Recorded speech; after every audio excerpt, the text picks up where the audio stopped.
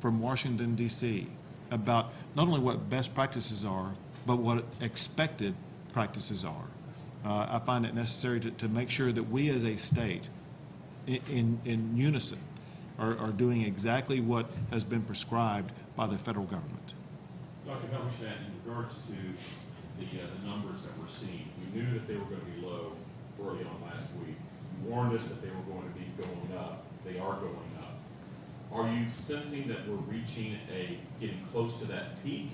Or what do you tell folks at home to keep them from panicking when they see these numbers going up because we're getting more people tested? What do you tell them, and what's your gut feeling in regards to how close are we to that peak of that wave?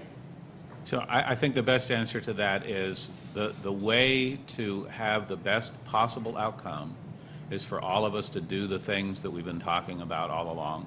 So the hygiene practices, the social distancing practices, the cleaning surfaces, all those things, those are the measures that actually protect us as individuals and our loved ones and our coworkers and our entire community.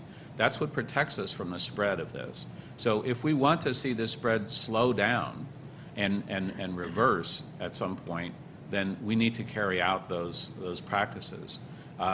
When it occurs is completely a function of how effective we are as Texans in acting together to do the things that we are asking them to do. So what's the interpretation of the numbers that you're seeing right now? The interpretation of the numbers we're seeing right now is that this is exactly the time to, on a statewide level, ask people to say, here's the standard for behavior, here's the public health standards that we need at this point to prevent further spread and to bend that curve. If I could add to that, the amount of tests that the state of Texas, and there will be multiple entities that will be doing testing now. The state of Texas, as well as public health authorities, will be doing testing. There are a multitude of private entities that will be doing testing.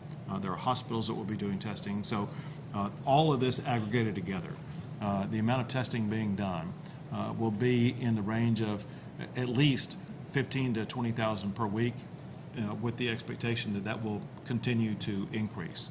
So here's the way it's going to look.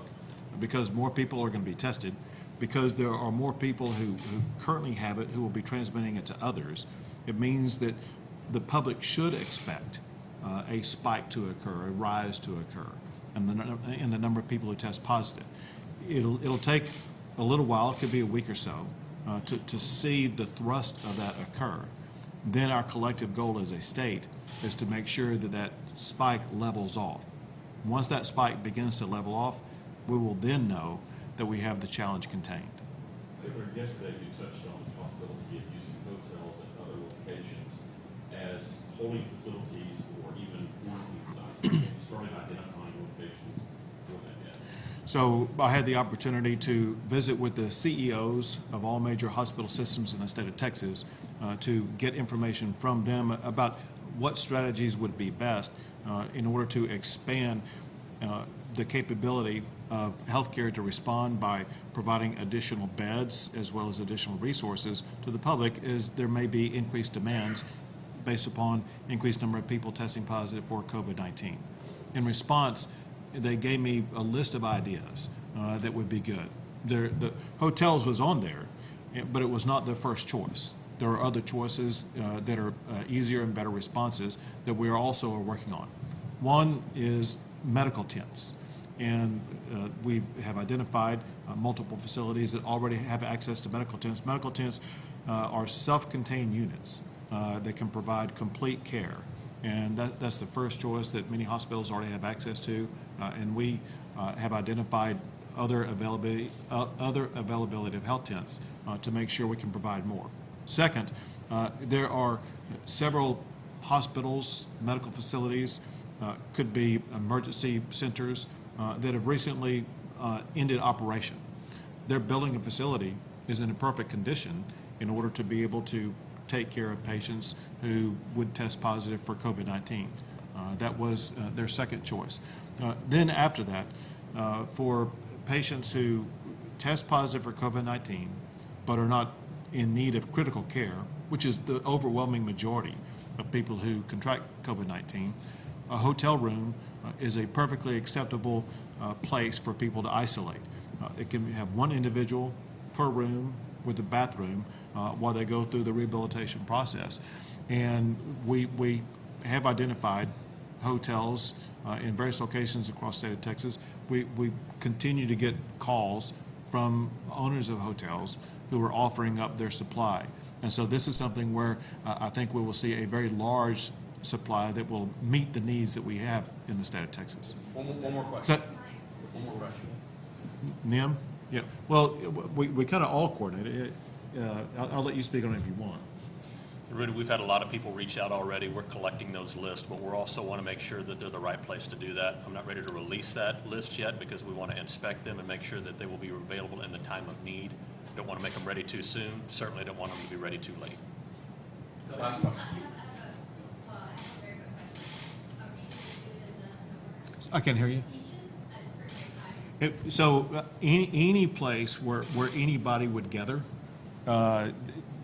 by this executive order, they're prohibited from having more than 10 people gather at any one particular time or location. And then a lot of the next big challenge for states is going to be hospital capacity. It'll be in or certain place that must be. Because inventory hospital capacity, do we have to be considered staff and health business? In that meeting that I had with the CEOs of all the major hospitals in the state of Texas, we discussed hospital inventory. And we got some information they shared with us about the availability at that particular time. And we'll be getting additional information from them. I can tell you this, based upon the input that I received from our hospital leaders, I feel very comfortable with where we are with the availability of facilities if we were to get to the worst case scenario. Governor, as being on the scene in disaster, you were in Arlington yesterday, you were in San Antonio over the week. Is that wise for you to be putting wear on yourself or exposing yourself as you are right now in a group that's not quite 6 feet apart? Is that the best way? Would it be better for you to send a symbol of what's going on by doing this press conference from home with first meeting, first call? Everyone loves the first dog, as you point out.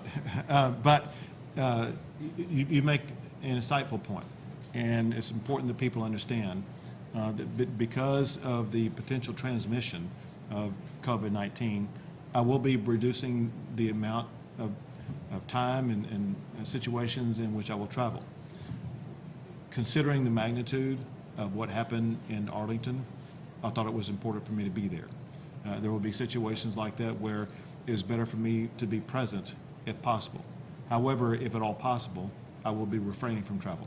How are you? Thanks, guys. We got to go. I'm sorry. I'm doing fine. Really late. Very healthy? No I symptoms? just need, the enormity of this, I didn't know whether it's weighing on you because this disaster is so beyond anything. I will tell you, as the victim of an emergency tragedy myself, I have, if you would, experienced the internal test of responding to unique, pressing, emergent challenges.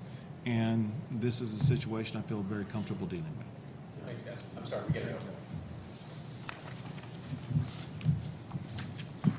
One of the things I want to know is that is there a trigger point for the next step, like National Guard? Is there a number of cases? We'll talk about that. Chief, good to see you.